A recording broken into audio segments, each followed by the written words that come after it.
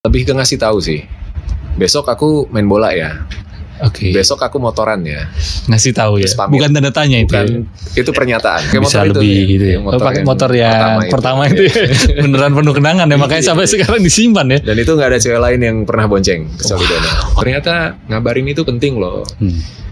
Bukan cuma sekedar rutinitas dan pasangan tahu kalau kita udah sampai, tapi bikin dia nyaman di rumah dan ngejalanin aktivitasnya. Kan kita sebagai pasangan juga happy kalau pasangan kita juga bisa ngejalanin segala macam tanpa worry. Sekeras apapun seorang ayah berusaha untuk nyiapin masa depan anaknya, pada akhirnya dia akan selalu merasa gagal.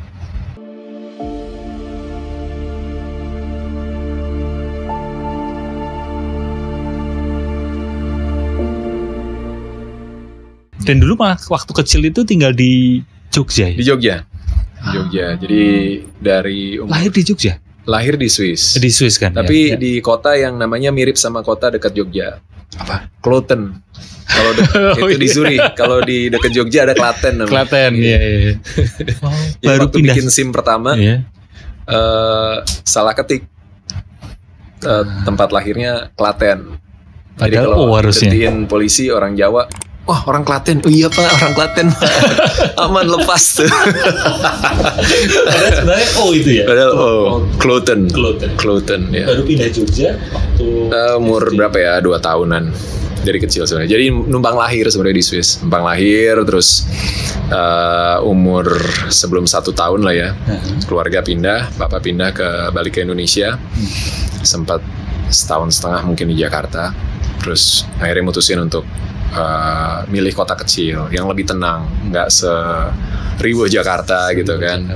Karena mungkin mama kan memang orang Swiss, jadi tinggalnya juga bukan di kota besar. Jadi ketika ketemu Jakarta mungkin agak-agak stres ya. Jadi pilihannya Jogja atau Bali, tapi Bali tahun 80-an kayaknya masih penerbangan belum terlalu banyak. Ini cerita orang tua ya. Iya. Akhirnya mereka milih Jogja gitu, yang lebih ada budayanya, slow living kalau kata anak sekarang gitu kan. Jadi akhirnya tinggal Jogja, terus besar di Jogja sampai lulus SD. Oh, saya lulus SD. SMP, SMA Jakarta. Iya. Iya sih, Jogja memang ini sih ya, apa namanya, lebih pelan gitu ya dibandingkan Jakarta ya. Dulu sangat menikmati sih tinggal di Jogja tuh, tapi begitu setelah dari Jakarta balik lagi ke Jogja kayak agak kesulitan untuk beradaptasi lagi. Kalau buat sehari-hari ya, kalau buat sekedar liburan gitu, wah enak banget.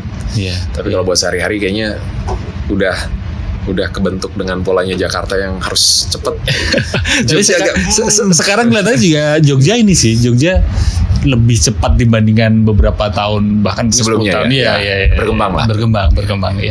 Dan kalau saya akhir-akhir ini nonton Instagrammu, ada konten-konten yang saya lihat itu motor. Iya. Hobi ya, memang hobi motor.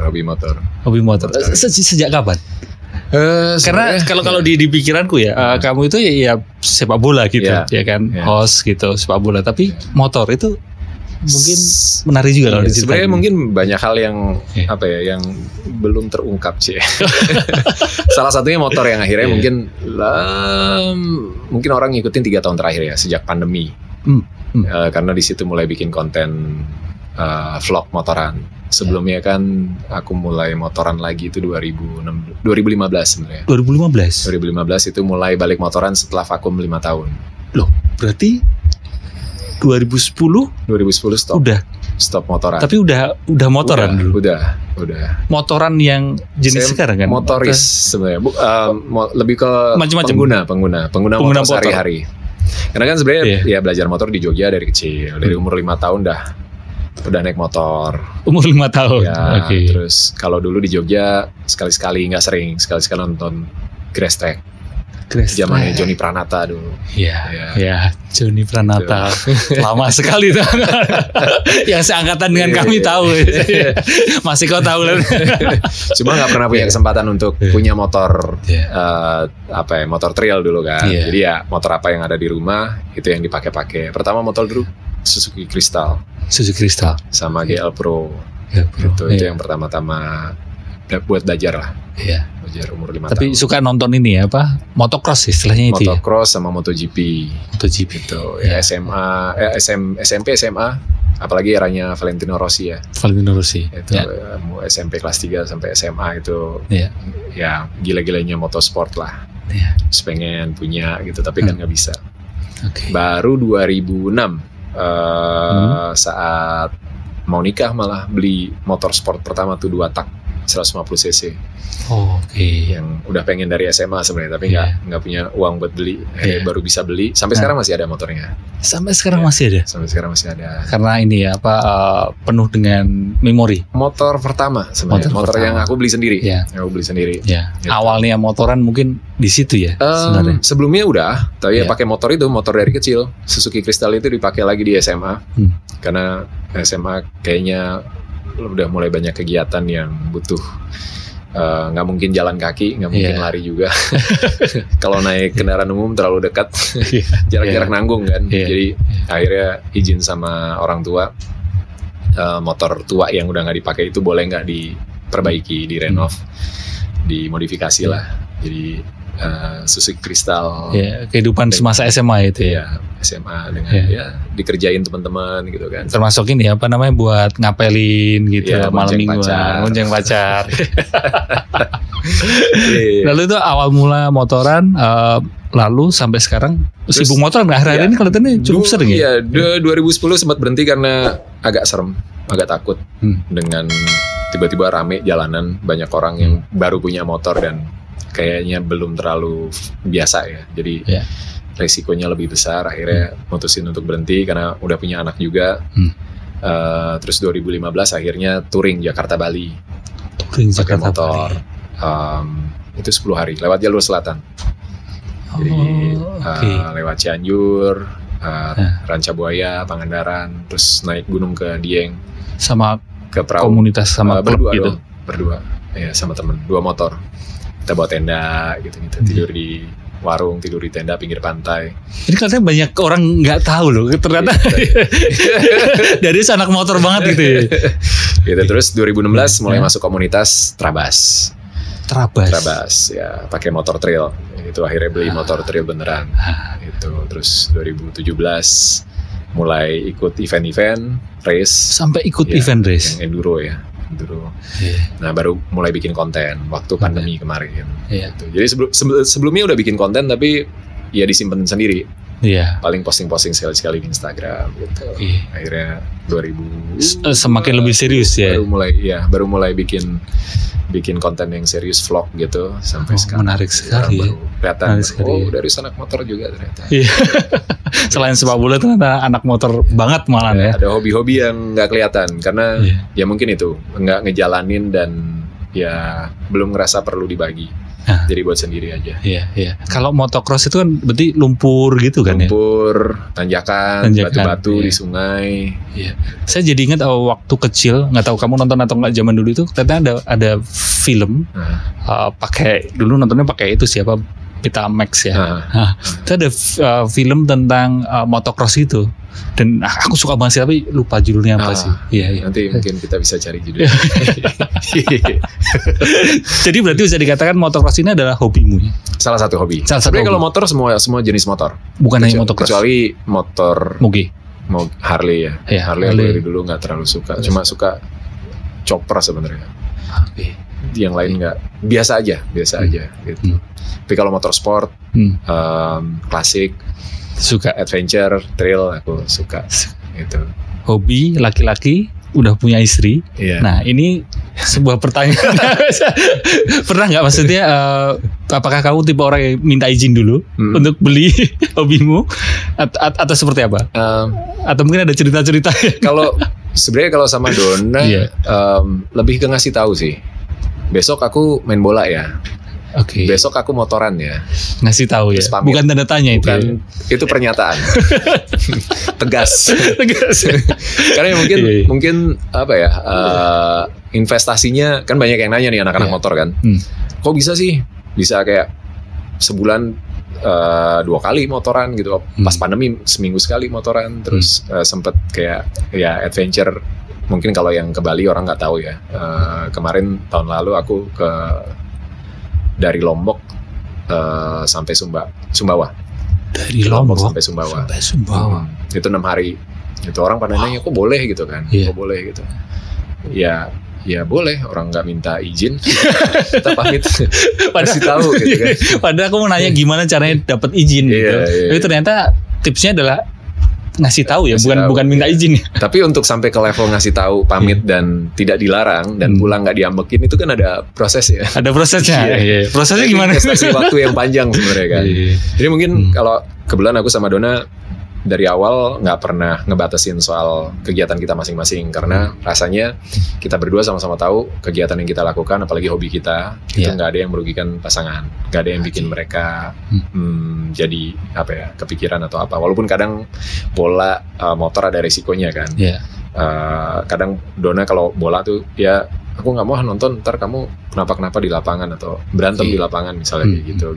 Ada yang bikin dia worry, tapi bukan sesuatu yang terus berhubungannya langsung impact ke relationship gitu. Jadi itu mungkin kunci nomor 1. Komunikasi berarti ada proses bahwa kita sama-sama ngerti hobi yang kita jalanin nggak akan bikin pasangan kita sakit hati atau terlalu khawatir lah. Yang kedua, kalau diikutin apa yang aku ceritain tadi, 2010 berhenti motoran. Dan dulu lebih bukan ke hobi, larinya adalah motoris, memang berangkat syuting pakai motor gitu. Jadi berkegiatan semuanya pakai motor, touring, nongkrong gitu kan. Jadi aku ngejalanin hobinya dulu cuma bola aja. Motor itu hobi yang dijalani sehari-hari. Jadi bagian dari kegiatan gitu kan. Jadi menikmati riding itu ya dalam perjalanan ke tempat kerja atau pulang gitu. Nah 2010 sampai 2015 berhenti, motorannya paling di komplek sama anak-anak gitu ya, boncengin mereka gitu. Atau ada kebetulan waktu Jakarta lagi banjir gede, terus harus boncengin Dona karena dia kejebak macet dan harus live dari underpass Pasar Ciputat sampai ke Plaza Semanggi. Wow, itu lumayan jauh. Ya banjirnya udah surut tapi di beberapa titik masih, tapi mengakibatkan Jakarta macet total. Sehingga ya udah 3,5 jam itu dari BSD baru nyampe Ciputat karena tol tutup, nggak bisa dilewatin. Itu tahun berapa itu? 2009 atau gitu ya. Iya benar. Itu ya, akhirnya aku jemput naik motor karena dia sama driver kan. Langsung boncengin 40 menit sampai ke sana. Ya karena pake bisa lebih gitu ya. Pakai motor yang pertama itu beneran penuh kenangan ya, makanya sampai sekarang disimpan ya. Dan itu nggak ada cewek lain yang pernah bonceng kecuali Dona. Wah, romantis sekali dah. Joknya masih sama. Joknya masih sama. Gitu. Jadi sampai 2015 akhirnya memutusin untuk kayaknya mau ke Bali nih. Mau ke Bali karena ada temen yang ngajakin, terus ngobrol-ngobrol. Yang berdua itu ya. Berdua itu ya sifatnya mungkin setengah bertanya pada waktu awal itu ya. Aku ada rencana gini nih, gitu. Mau ke Bali kurang lebih 10 hari, lewat sini nanti kayak gini cerita gitu kan. Terus ya udah Dona, ya udah nggak ada komen apa-apa, nggak ada feedback. Oke. Pas hari H tinggal pamit. Berangkat ya. Karena mungkin sebelum-sebelumnya motor itu menjadi penyelamat banjir tadi, mungkin maksudnya jadi kayak itu kecil lah. Tapi lebih ke lebih ke bahwa aku itu kan 2015, berarti kan sekitar 9 tahun setelah menikah. Waktu yang nggak sebentar kan. Dan selama 9 tahun itu kan kita berinvestasi segalanya, ngebangun trust, ngebangun komunikasi, ngebangun kebiasaan baru gitu ya, dalam segala hal. Sehingga akhirnya ketika ada hal baru, dan dia sebenarnya tahu aku suka motoran gitu, apa yang bisa dilakukan sama Dona selain support gitu kan, selain ngasih kesempatan juga untuk me time misalnya gitu. Dan jadi pasangan support itu karena sebenarnya based on trust ya. Based on trust yang sudah dibangun bertahun-tahun. Dan ketika ngejalanin juga nggak semudah itu sebenarnya. Hari pertama udah diteleponin deh sampai mana udah. Itu belajar lagi kan, komunikasi lagi. Berarti harus ngabarin nih, tiap berhenti masih kabar update gitu kan. Kalau tadi kan kegiatan ya, minta izin atau akhirnya memberitahu berkegiatan itu. Tapi kalau untuk misal beli motor atau apa gitu, memberitahu juga atau lebih memilih yang tipe yang minta maaf aja setelahnya? Enggak sih, ngasih tahu sih. Ngasih tahu, bukan nanya ya? Bukan nanya. Mau ya, beli motor ini kadang ngasih taunya pas motornya nyampe. Bahkan sampai ada jokesnya gitu kan, SNI ya sudah nanya istri, ISO ya, istri sudah oke gitu. Nggak perlu itu. Karena udah ini ya, udah sama-sama tahu banget gitu sih. Demikian juga vice versa ya, maksudnya Dona ke kamu juga seperti itu. Kalau dia malah lebih, karena mungkin belanjanya lebih sering. Oke, maaf Mbak. Jadi belanjanya lebih sering, jadi kita bercandanya, wah misalnya tasnya baru gitu, atau sepatunya baru, ya nggak nanya itu. PO-nya udah lama, ya aku juga ngasih dia kebebasan. Oh iya. Paling kita sama-sama ngingetin, karena kita juga ngomongin masalah keuangan kan. Sedikit banyak hobi kita, kesenangan kita, baik untuk beli motor atau untuk beli sesuatu yang Dona suka gitu kan, pasti ada pengaruh ke keuangan kita juga gitu. Jadi paling saling ngingetin aja.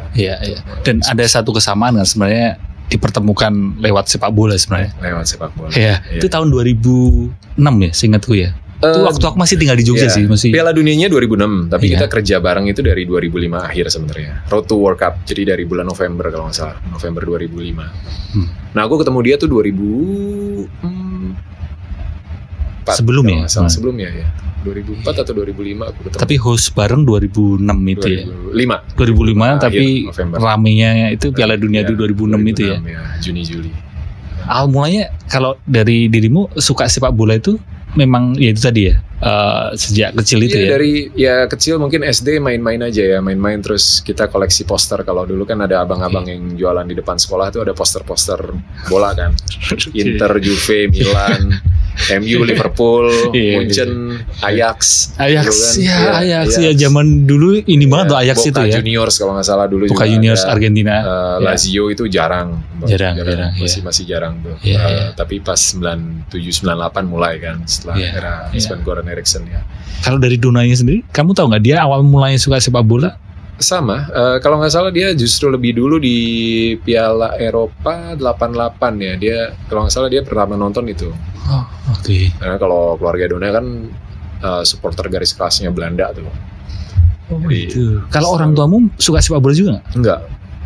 Kalau jadi memang pure dari lingkungan ya, dari dilarang, iya. Saya beli sepatu sepak bola itu yang pertama sendiri beli, nabung. Beli Taman Puring. Jadi kalau SMP main bolanya itu di lapangan basket. Jadi kalau sekarang nyebutnya mungkin mini soccer, tapi kalau dulu era kita tuh street soccer nyebutnya. Iya, karena jatuh belum ada lapangan futsal. Iya, lapangan basket jatuh lumayan banget gitu ya. Ngalamin juga kiper. Kiper. Karena tinggi. Karena tinggi ya, kiper gitu. Jadi bagian sikut sama lutut sama pinggul baret-baret udah biasa gitu. Itu main masih pakai sepatu biasa kan. Tapi begitu SMA latihannya di lapangan beneran, lapangan bola gitu. Pacuan kuda dulu. Sekarang udah nggak ada tuh, udah jadi mall atau jadi apa, jadi benda terbengkalai di sana. Itu 3 bulan pertama latihan, sebelum latihan pasti dihukum lari duluan sama pelatih karena nggak punya sepatu bola. Jadi pakai sepatu Converse yang lokat. Itu sepatu yang dipakai sehari-hari dipakai karena nggak diizinin sama orang tua untuk main bola. Iya. Di SMP kelas 3 waktu mau masuk masuk SMA kan harus milih sekolahnya mana-mana aja gitu kan. Cuma milih satu SMA negeri, yang lain swasta segala macam nggak daftar karena pengennya masuk Diklat Ragunan tapi nggak diizinin. Dia kata papa waktu itu, sepak bola boleh kalau mau ke sana tapi nggak usah pulang. Ya SMP kelas 3 ya. Nggak boleh pulang. Gimana? Tapi ini jadi 180 derajat ketika kamu ke anakmu sekarang ya. Kamu menularkan kesukaan sepak bola itu? Mungkin ada, tapi mereka lebih dari teman-teman sih. Bukan sejak kecil kamu sama Mbak Dona ngasih mainan sama mereka sama aja. Bola cuma salah satu. Ada motor, ada mobil, segala macam mainan cowok lah ya. Bola cuma salah satu. Mereka main ya biasa-biasa aja. Bola juga ada basket, nggak cuma bola sepak. Tapi saat Leo masuk SD, teman-teman sekelasnya itu somehow banyak yang suka bola. Terus kebetulan di dekat rumah ada yang buka SSB baru. Akhirnya daftarin ke situ. Nah Diego ngikut nih ceritanya. Gitu. Jadi memang semuanya mendukung gitu ya terjadi begitu aja sebenarnya gitu. Memang kadang kita suka aja ke stadion nonton gitu, tapi yang ngelihat umurnya juga kan. Leo pertama kali nonton tuh Piala Dunia 2010 di Afrika Selatan. Umur 3,5 tahun kalau nggak salah. Dan dia sakit. Masih ingat pertandingan kesebelasan? Kalau nggak salah Argentina Meksiko. Itu mungkin juga jadi salah satu kenangan yang ini ya, core momen gitu. Itu Diego dibawa nonton bola pertama kali tidur. Tapi dalam tidur itu mungkin dia menyerah semua. Tidur dia. Oke. Itu tentang sepak bola ya. Tapi sepak bola ada yang dan akhirnya mereka suka sama bola sampai sekarang. SD kelas 4 kelas 5 itu kita Leo ya. SD kelas 4 kelas 5 kita mulai ajak ngobrol kan. Leo cita-citanya apa, pengen jadi apa. Salah satu yang muncul terus-terusan itu pemain bola. Bukan dari kita sebenarnya, kita nanya pemain bola. Oke. Cita-cita kedua apa? Arkeolog, dia suka banget sama fosil, sama apa sejarah segala macam gitu. Terus kalau Diego masih belum punya, tapi begitu mulai seumuran Leo kita tanya lagi bola. Kalau nggak bola apa? Nggak ada bola. Sampai akhirnya pernah ditanya sama manajer kita, alternatifnya. Sama Posi ditanya, Dede kalau nggak jadi pemain bola jadi apa? Aku buka warung aja. Jadi langsung pilihan kedua gitu. Dan sampai sekarang konsisten dia. Sampai sekarang konsisten. Tapi dari namanya, pemberian namanya Diego itu memang terinspirasi ya. Inspirasi. Kalau yang Leo kan dari Lionel Messi. Ya, oke. Kalau Diego Maradona. Bapaknya Argentina banget ya. Ya kalau itu tadi kan memang anak itu bagaimanapun juga kan ada pengaruh lah dari orang tuanya gitu ya. Dan bicara soal Darius dan Donna ini kan kalau melihat ya banyak orang itu akan beranggapan bahwa itu couple goals gitu. Relationship goals gitu. Ya kan? Dan ya saya pun juga mengamini gitu. Maksudnya iya benar dan bahkan tidak ada gosip miring atau apa gitu. Iya, jangan. Iya, jangan. Bagaimana menjaga relasi seperti itu gitu? Karena di tengah sorotan gitu kan. Iya, ini kan orang gitu. Sebuah kredit sebenarnya ya. Dianggap seperti itu kita bersyukur lah gitu. Cuma di sisi lain juga jadi beban gitu. Karena kan pada akhirnya aku manusia biasa. Kita pasangan biasa. Kita juga punya masalahnya sendiri. Kita punya struggle-nya sendiri. Dan rasanya sama seperti pasangan-pasangan lainnya gitu. Cuma mungkin yang selalu aku sampaikan dan aku juga selalu ngobrol sama Donna, kita sepakat lah kalau kita tuh cukup beruntung lah. Beruntung bisa saling menemukan, bisa ya kayak botol ketemu tutupnya, match aja gitu. Selaras gitu ya. Selaras mungkin ya. Walaupun awal-awal juga di 3 sampai 5 tahun pertama proses penyesuaiannya juga mungkin painful gitu. Tapi setelah dilewati dan ketika kita flashback lagi, kita suka ngobrol berdua gitu ya, kamu how do you feel gitu kan? Selama kita nikah segala macam, ya jawaban pertamanya pasti happy. Dan itu yang salah satu paling penting kan, kalau kita menikmati proses perjalanan itu, walaupun kadang ya ups and downs yang ups and downs dari yang kecil sampai yang berat gitu kan.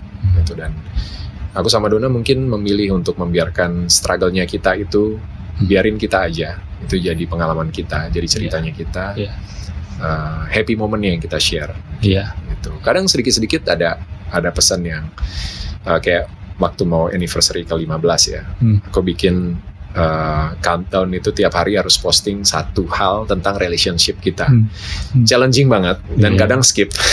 Kadang ada sehari posting 3 kali gitu buat kejar. Terutama dari dirimu kan. Demi 365 hari gitu kan. Tapi itu bukan karena supaya kamu ingat ulang tahun. Oh enggak. Karena biasanya cowok kan biasanya itu bahaya banget itu. Kebetulan enggak. Karena di ulang tahun pertama atau kedua Donna itu waktu setelah kita nikah itu sempat ntar aku ceritain ya. Sempat jadi momen untuk belajar lah. Gitu. Jadi bikin hashtag itu dan kadang di situ ya bercerita tentang pengalaman kita, tentang struggle-nya kita gitu. Tentu dari sudut pandang yang lebih netral gitu kan, dan lebih ke bercerita bagaimana kita mencari solusi akan masalah. Misalnya contohnya urusan pamit deh, hal yang sepele banget kan. Dulu aku pergi aja gitu, oke bye gitu kan, dah gitu, jalan ya gitu. Tapi buat Donna, dia butuh satu rutinitas. Buat aku rutinitas ngeliatnya, tapi buat dia bukan rutinitas. Buat dia boundingnya. Bahwa kalau pamit ya harus ketemu, ngeliat, kissing, ke jalan ya, bye gitu. Satu kecupan itu berarti banget buat dia. Buat aku apa sih gitu kan. Terus ngasih kabar, begitu nyampe ngasih kabar. Ya kan udah pamitan. Belum baru sejam ini. Beban gitu kan. Aku nggak mau. Menurut pikiran aku pada waktu itu, aku nggak mau diwajibkan. Aku akan ngabarin kalau aku mau kasih kabar gitu. Tapi buat dia, terus kalau aku nggak tahu kamu sampai, aku worry sepanjang hari gimana? Gitu. Aku nggak tahu kamu di mana, baik-baik atau enggak segala macam. Nah proses itu kan yang nggak sebentar gitu kan, untuk bisa ngerti apa yang dipikirkan pasangan kita, apa yang diinginkan, gimana buat dia ngerasa nyaman. Butuh adjustment, butuh komunikasi gitu. Nah itu kadang sharing gitu. Dipersingkat ceritanya bahwa ternyata ngabarin itu penting loh. Bukan cuma sekedar rutinitas dan pasangan tahu kalau kita udah sampai, tapi bikin dia nyaman di rumah dan ngejalanin aktivitasnya. Kan kita sebagai pasangan juga happy kalau pasangan kita juga bisa ngejalanin segala macam tanpa worry gitu. Happy wife, happy life. Ya, salah satunya. Karena prinsipku juga seperti itu. Gitu. Jadi itu salah satunya gitu yang coba untuk di-share gitu ya. Itu baru salah satu ya, dan banyak pasti struggle selama pernikahan. Sama dan lebih memilih untuk yang ditampilkan atau yang dikonsumsi publik itu adalah happy aja gitu ya. Gitu. Karena akhirnya kan kita selalu harus apapun yang terjadi kita bersyukur ya. Iya, dan ada batas ya, private dan public gitu kan. Itu penting sekali gitu kan. Tapi kayaknya bentar lagi ada gosip ya, Bos. Apakah ini? Si teaser dulu. Soalnya nggak pengen juga, karena yang susah kan gitu. Kita udah dianggap wah couple goals segala macam, padahal kita punya masalahnya juga, punya problemnya juga, punya perjalanannya masing-masing gitu. Jadi karena kalau ngelihat sedikit, mudah-mudahan enggak sih, tapi enggak lah, aku doain juga enggak. Karena kan kalau aku sama istriku jangan ngelihat kontenmu sama Donna gitu. Ini gitu maksudnya, karena konten-konten Instagram kan kadang kan juga seringnya bukan yang cinta, tapi lebih ke benci dan sebagainya gitu ya kan. Kalau yang tadi gimana? Tadi katanya mau ceritain yang sempat ulang tahun pernikahan yang kedua. Ulang tahun ya. Jadi aku lupa itu ulang tahun pertamanya Donna, kayaknya kedua setelah nikah, karena kita nikah kan 30 Desember, Donna 8 Januari ulang tahun. Jadi yang pertama aman karena masih masih hangat banget ya kan. Honeymoon phase ya, maksudnya fase honeymoon. Yang kedua itu kebetulan aku lagi ada kerjaan, nggak beliin kue, nggak ngasih kado, dan kalau nggak salah nggak ngerayain, cuma ngucapin happy birthday gitu.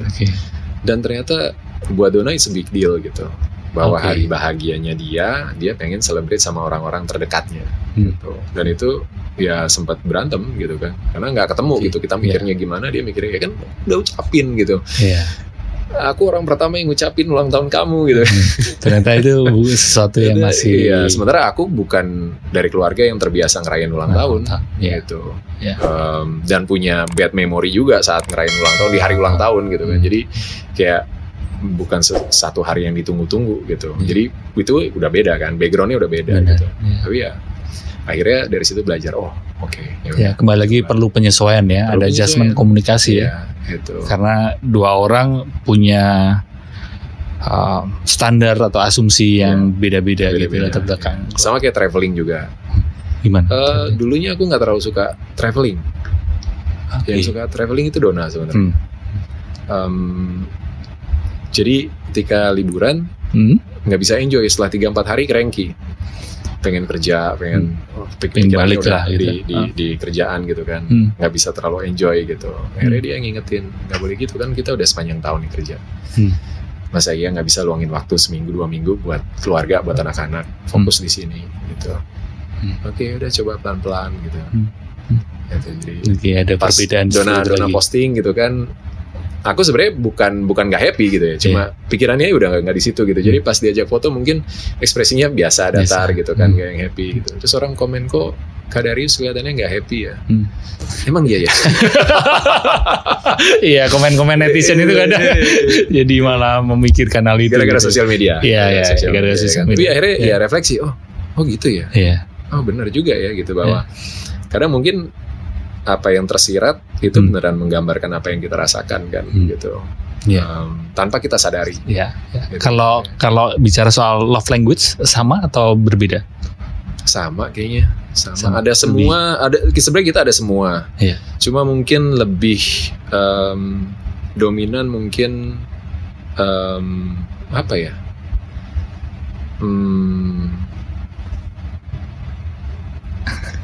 Lebih ke perhatian atau apa? Maksudnya lebih ke act of service sama physical touch kayaknya.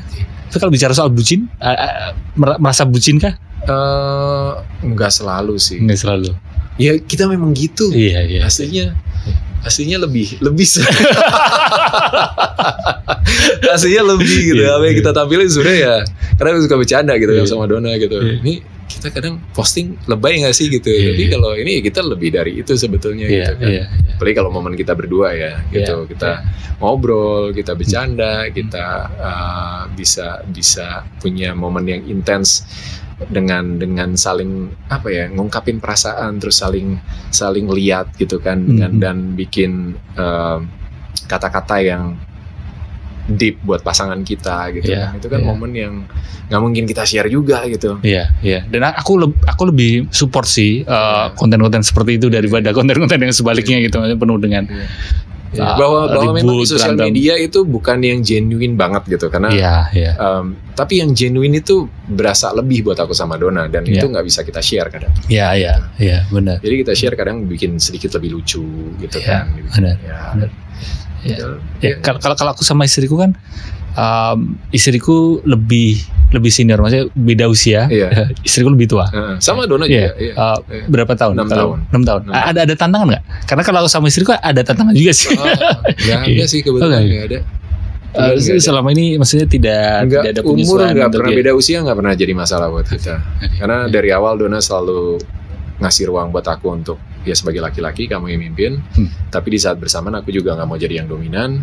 Jadi selalu melibatkan Dona dalam ngambil keputusan segala macam gitu, diskusi dan jadi setara lah ya. Jadi ya kita bareng kok. Iya. Walaupun kadang memang aku lebih ngasih insight. Kayaknya kita harus gini gitu. Tapi dia juga punya suara yang sama dan bisa ngambil keputusan juga. Iya, karena ya buat aku sama istriku juga usia bukan yang terus suatu yang segala-galanya maksudnya pasti gini gitu. Jadi masalah yang serius ya nggak selalu juga sih gitu. Iya, nggak pernah. Karena pada dasarnya kan mau sama yang tua mau sama yang muda, kita sama-sama respect. Iya. Sama siapapun. Iya, gitu benar kan. sekali. Bukan karena lebih muda terus kita bisa meremehkan dia gitu. Iya. Gitu. Dan itu aku pakai juga dalam hubungan sehari-hari sama semua orang gitu. Oke. Usia pernikahan udah 17 tahun. 17 tahun kemarin ya. Sweet 17. Iya. Dan itu usia pernikahan yang ya udah banyak gitu, maksudnya udah lama sekali. Tentu nggak sebentar. Ya nggak sebentar. Tentu ada perubahan. Ada perubahan nggak? Ada. Misalnya waktu dulu di awal kamu mengenal Dona seperti ini, demikian juga sebaliknya gitu. Bagaimana menyikapi perubahan itu? Atau mungkin ada cerita salah satunya seperti apa perubahan yang kamu rasakan? Iya, kalau dulu di awal-awal pernikahan aku coba bilang sama Dona bahwa kita masing-masing sebagai individu itu butuh ruang. Ruang untuk berkembang, ruang untuk bertumbuh, ruang untuk berubah juga, ya kan? Berubah juga ya. Kalau berkembang bertumbuh pasti kita berubah kan pada akhirnya gitu. Dan ini baru kita bahas sebenarnya di podcast kita kemarin juga gitu tentang perubahan, tentang perbedaan. Podcast perbedaan. Mode. Di akun YouTube-nya The Sinatria. Gitu. Dan aku butuh ruang itu untuk bertumbuh, untuk berkembang, apalagi masih 21 tahun kan. Tapi di saat bersamaan aku masih 21 tahun waktu nikah ya. Waktu tahun ya. Tapi di saat bersamaan aku berusaha untuk menyadari bahwa sekarang udah punya komitmen sama kamu, nikah sama kamu. Dan tugas kita adalah sama-sama saling ngejagain, ngingetin supaya perkembangan kita, pertumbuhan kita, perubahan kita itu nggak bikin kita menjauh, tapi tetap jalan bareng-bareng. Itu bagus banget itu tadi, bagus tantangan yang cukup berat ya. Karena aku pernah baca juga ada pasangan yang gitu kan.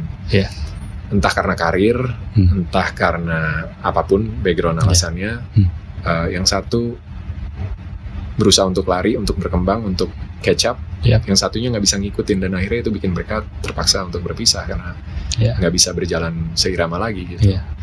Nggak bisa membersamai gitu. Itu padahal sebenarnya mungkin ya itu salah satu yang aku akhirnya ngambil kesimpulan bahwa beruntung gitu. Kita satu profesi, kita punya kesukaan yang sama, itu jadi latar belakang yang kuat. Selain tentu rasa cinta, rasa sayangnya juga sama-sama kuat gitu, sehingga bisa terus nih untuk jalan beriringan gitu. Dan akhirnya setelah 17 tahun ya mungkin secara hubungan udah semakin dewasa ya, udah semakin trustnya udah semakin kuat, tapi rasa cintanya nggak berubah, rasa sayangnya nggak berubah. Bahkan kalau Dona nanya ya makin selain karena sayangnya, karena cintanya, karena udah kebiasaan bersama-sama. Kalau nggak ada tuh ya beda rasanya kan. Jadi ya agak aneh gitu, dan nggak pengen untuk dibiasakan nggak ada juga gitu kan. Jadi safety netnya adalah cinta dan sayang gitu ya, cinta kasih itu ya. Dan sekarang dengan akhirnya setelah 17 tahun kita baru pertama kali punya bisnis yang bareng-bareng berdua, yang aku dan Dona involve bareng. Biasanya aku sendiri, Dona sendiri gitu kan. Sekarang baru nih, dan ini juga jadi pelajaran juga gitu. Harus selalu saling encourage, selalu saling dorong untuk ayo bisa, ayo kita ini, ayo kita itu gitu, bareng-bareng gitu kan. Jadi kalau keluar kota dan sebagainya juga jadi baru. Bisnis apa? Skincare ya. Oke. Itu tadi relasi ya antara kamu sama Dona gitu.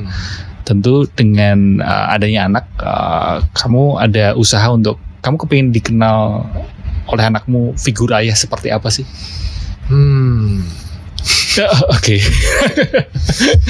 Jujur nggak pernah mikirin itu sih. Nggak pernah mikir anak-anak pengen lihat aku sebagai figur ayah seperti apa gitu. Tapi aku pengen bisa jadi ayah, bisa jadi orang tua yang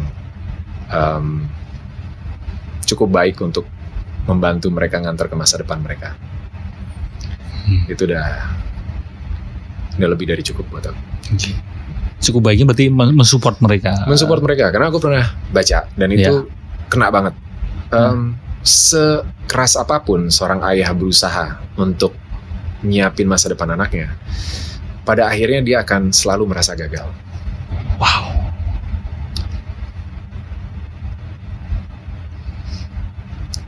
Dan ya itu mungkin kalau ngomongin soal anak, salah satu ketakutan terbesarnya itu. Jadi ya masih belajar. Walaupun 17 tahun tapi masih belajar untuk bisa jadi ayah yang cukup baik untuk membantu mereka mempersiapkan. Upayamu apa supaya menjadi ayah yang cukup baik ke mereka? Ya pasti dari kehadiran ya, dari mulai mereka ada di kandungannya Dona itu, dan selalu berusaha untuk ada buat mereka. Tapi di saat bersamaan juga harus ngasih ruang dan jarak untuk mereka bertumbuh dengan caranya, dengan karakter dan pemikirannya. Itu penting bro. Soalnya banyak mungkin yang terus saking kepingin deketnya, jadi terlalu attach gitu, tidak memberi ruang ke anaknya gitu. Itu termasuk waktu masa liburan kamu kesana ya. Untuk ke Prancis ya? Ke Prancis ya. Ke Prancis. Ikut main bola juga? Ikut latihan? Enggak. Pas nyampe sana udah off season. Hari pertama doang tuh. Hari pertama, ayo bangun. Jam 7 pagi udah bangun. Ayo bangun. Karena mereka biasanya rutinitasnya 5:30 udah bangun. 5:30 pagi udah bangun. Terus mereka ada sesi yoga atau gym setengah jam. Udah latihan berarti? Udah latihan pagi-pagi. Nah begitu liburan, pengennya nih ekspektasinya adalah harus jaga kondisi gitu kan, harus tetap begitu karena cuma hampir 3 minggu lah liburnya kan. Jadi begitu balik latihan mereka tetap di kondisi terbaiknya gitu. Hari pertama doang, ayo bangun jam 7, ayo bangun, udah pada cemberut kan. Mereka habis libur 4 hari, terus tiba-tiba bapaknya datang langsung ayo sit up, ayo stretching semuanya gitu kan, sejam gitu baru kita mandi terus sarapan segala macam. Hari kedua udah kayaknya capek karena perjalanan juga jauh kan. Jauh kita udara juga mungkin pas dingin atau nggak terlalu dingin, tapi mereka udah terbiasa dengan gitu, nggak ada masalah gitu. Terus ya sempat di minggu kedua liburan sempat ada stretching kecil-kecil, terus mereka jogging segala macam. Tapi ya udah, aku bilang ya udahlah ini liburan gitu kan. Karena aku momen itu tuh sangat apa ya, touchy gitu buat aku, karena dulu waktu kecil aku pengen sekolah sepak bola dan nggak dibolehin oleh orang tua aku gitu, dan aku pengen banget ya, enak ya kelihatannya kalau sekolah sepak bola kayak pagi hari sepak bola lalu siangnya baru akademis ya. Enggak, jadi mereka pagi ada sesi yoga atau gym, tapi ringan ya, cuma stretching atau angkat beban ringan aja. Terus habis itu mereka mandi, sarapan, terus jam 8:30 mereka sekolah sampai jam 1-an. Gitu. Sekolah, makan siang, istirahat sebentar, lalu masuk 2 sesi latihan di lapangan sama di gym. Gitu. Jadi sampai gelap. Udah gelap, mereka istirahat, makan malam. Terus waktu ya free time lah sekitar 2 jam, jam 10 udah pada harus tidur. Itu rutinitasnya tiap Senin sampai Jumat. Sabtu atau Minggu mereka ada pertandingan persahabatan atau turnamen mereka.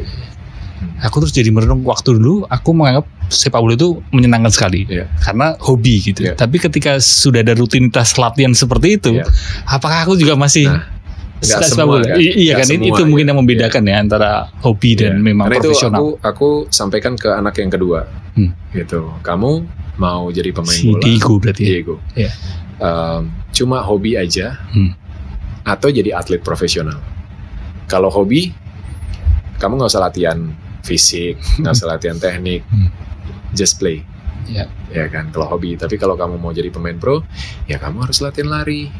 Kamu harus latihan penguatan, harus fisik, gym, segala macam yang dia awalnya kan nggak suka, gitu. Tapi ya pelan-pelan akhirnya, pelan-pelan sampai akhirnya dia menyadari, oh ternyata kalau latihan fisik, latihan lari bisa sampai ke level ini ya. Dia ngerasa lebih baik di lapangan performance-nya. Akhirnya mulai itu eager. Terutama nafas, biasanya nafasnya menjadi lebih panjang. Ada VO2 max, ada segala macam lah. Strength ototnya juga pasti beda kan latihannya. Dan kita challenge di sini sebelum ke Eropa. Challenge bapaknya sendiri. Aku nggak bisa nemenin mereka setiap hari gitu kan. Tapi ada pelatih lah. Pelatih yang kita undang ke rumah untuk latihan gym dan fisiknya. Lalu mereka ikut SSB kan, seminggu 3 kali sama SSB, 2 kalinya di rumah gitu.